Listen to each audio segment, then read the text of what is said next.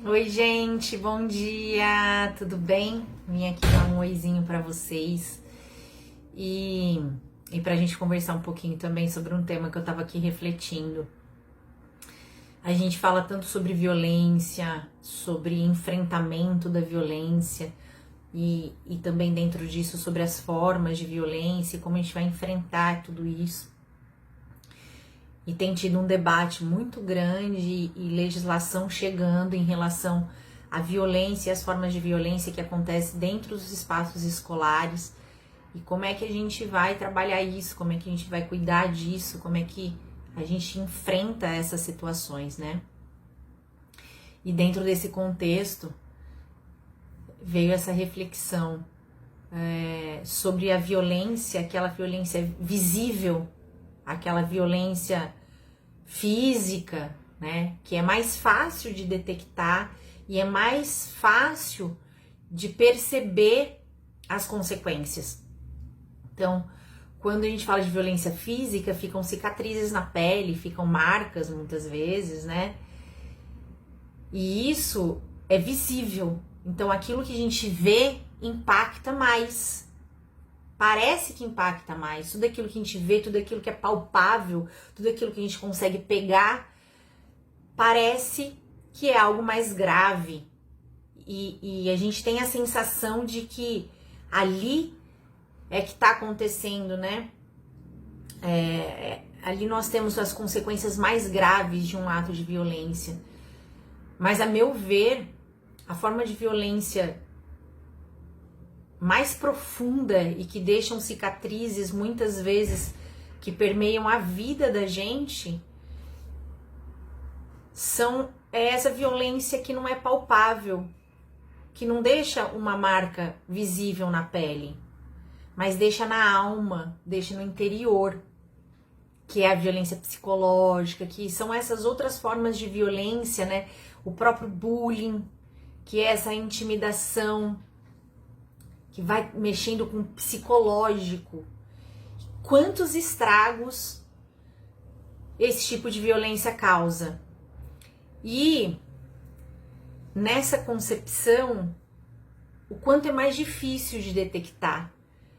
Quando a consequência se torna palpável, o estrago já está tão grande, e um estrago às vezes que reverbera por uma vida inteira. E tantas vezes crianças que sofreram algum tipo de violência psicológica, ela vai perceber as consequências disso lá na vida adulta, muitos anos depois. E durante todos esses anos, até ela perceber a consequência, esse resultado, até ela notar que isso aconteceu, esses impactos estavam atuando na vida dela esse tempo todo. Então é muito profundo e muito perigoso, porque a gente não consegue perceber com tanta clareza. E o que eu quero trazer aqui, que vem muito para o nosso lugar de fala aqui na Semarp, né, para aquilo que a gente trabalha, para as ferramentas que a gente utiliza, é que a comunicação está presente nessa violência psicológica. É através do que a gente fala, a forma que a gente fala e como a gente conduz essa conversa ou essa comunicação com o outro, que a gente está afetando profundamente a outra pessoa. E o quanto a gente sabe sobre nós e sobre o outro, e quanto a gente sabe sobre essa comunicação violenta ou não violenta, e o quanto a gente se confunde com aquilo que é violento ou não. A gente, nesse lugar, também define a violência sempre com algo muito palpável, com algo que a gente consegue perceber. E a violência, muitas vezes, ela tá no detalhe, no olhar, na forma que o nosso corpo conversa, num silêncio, num momento em que ele pode trazer mais estragos, porque o silêncio é importante, mas depende de quando a gente o utiliza. Se for como indiferença, se ele chega como indiferença, não é um silêncio positivo, também é um silêncio violento.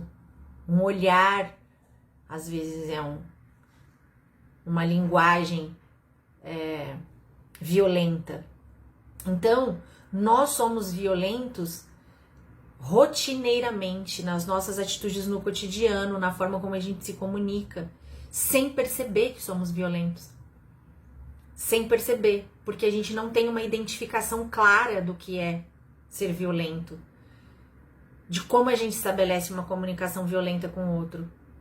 Pra gente é natural, muitas vezes porque a forma como a minha família conversava era assim, a forma como os meus avós conversavam com os meus pais sempre foi assim, a cultura do espaço onde eu vivo é assim, e eu nem consigo ter percepção de outra realidade ou do que seria uma comunicação mais pacífica, uma comunicação mais respeitosa, uma comunicação que constrói. Porque eu só aprendi a conversar dessa forma e dessa maneira. E quando eu olho ao meu redor, isso é como se fosse natural, é comum para mim. Porque natural não é. Segundo o Marshall Rosenberg, o natural é a compaixão na fala, é o respeito. Esse é o nosso estado natural, como humanos que somos, seres humanos que somos. Mas essa forma violenta de conversar, ela se torna comum.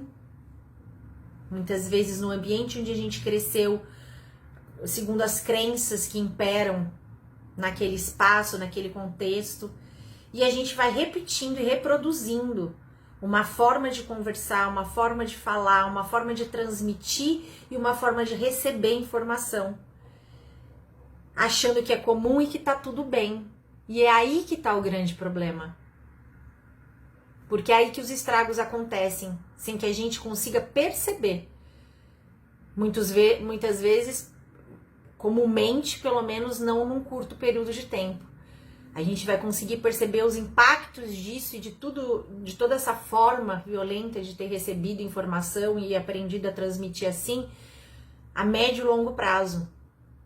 E quanto nossa vida e nossas escolhas e as nossas decisões foram comprometidas nesse período de tempo sem que a gente nem ao menos tenha percebido. E tudo isso atrelado à comunicação.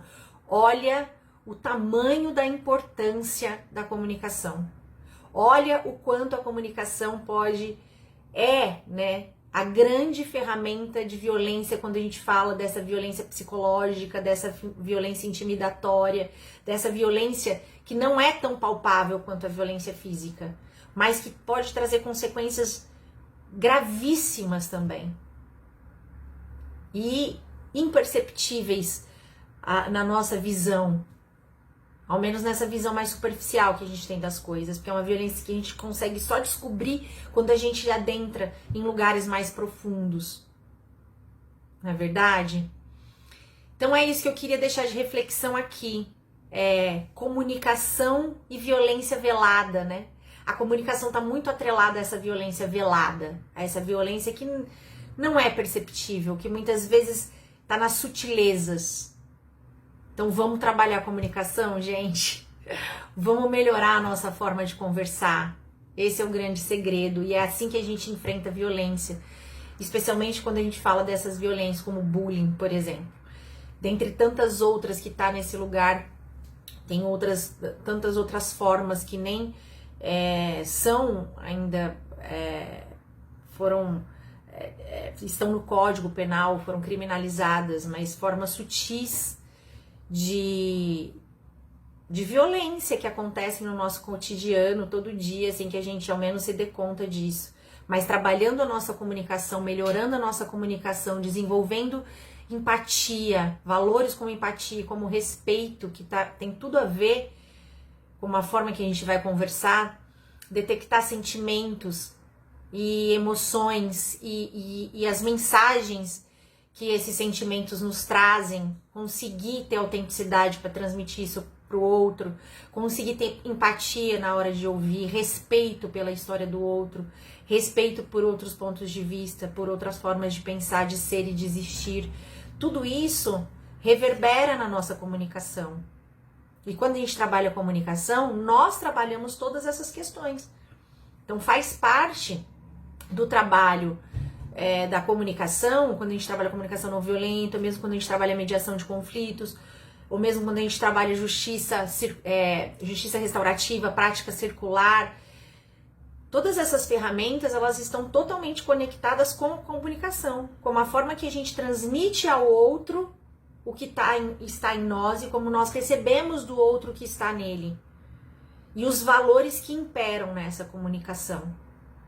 Essa é a grande ferramenta, a ferramenta mais potente e importante que nós podemos ter na nossa maletinha de ferramentas no enfrentamento da violência. E isso já foi provado em números. Então, vamos pensar sobre isso. Um excelente sábado para vocês, um excelente final de semana. Espero ter trazido uma luz sobre um tema que é tão importante e muitas vezes passa tão despercebido assim por nós no nosso dia a dia, dentro das nossas casas, nossos lares, das nossas relações. Tá bem? Um beijo para vocês, gente!